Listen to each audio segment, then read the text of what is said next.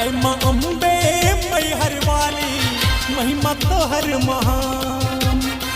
कलकत्ता के काली मैया, पूरा कर अरमान। सुन पुकार गे माँ, एलो द्वार गे माँ। सुन पुकार गे माँ, एलो द्वार गे माँ। जय माँ अम्बे मैहर वाली, महिमा तोहर महान। कलकत्ता के काली मैया, पूरा कर अरमान। सुन पुकार गे माँ, एलो द्वार गे माँ। सुन पुकार गे माँ, एलो द्वार गे माँ। सुन पुकार गे माँ, एलो द्वार गे माँ।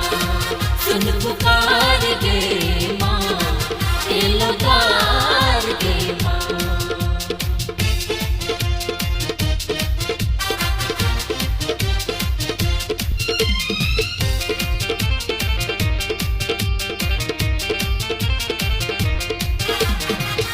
लट छिरियों ने जना कारी रे बदारिया।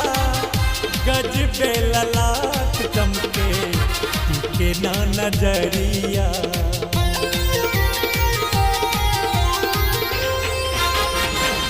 लट छिरियों ने जना कारी रे बदारिया। गज बेललाट चमके के ना नजरिया। चम चम चमके माथे मुकुटवा, जेना चमके चाँद। दरभंगा के श्यामा मैया, पूरा कर अरमान। सुन पुकार गे माँ, सुन पुकार गे माँ। सुन पुकार गे माँ, एलो द्वार गे माँ।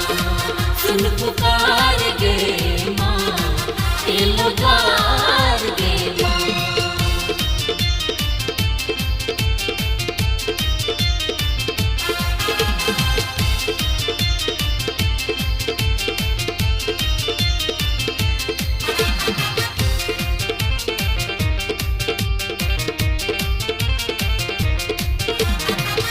नाम अनेक तो है, रूप एक मैया।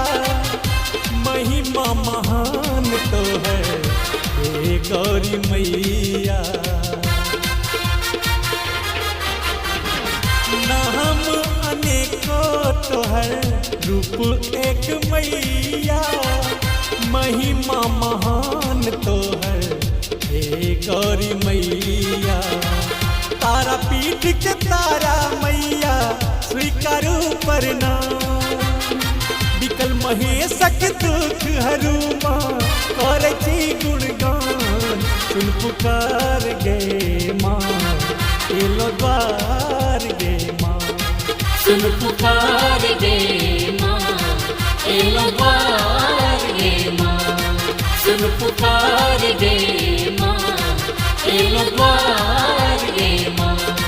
सुन पुकार गे माँ, एलो द्वार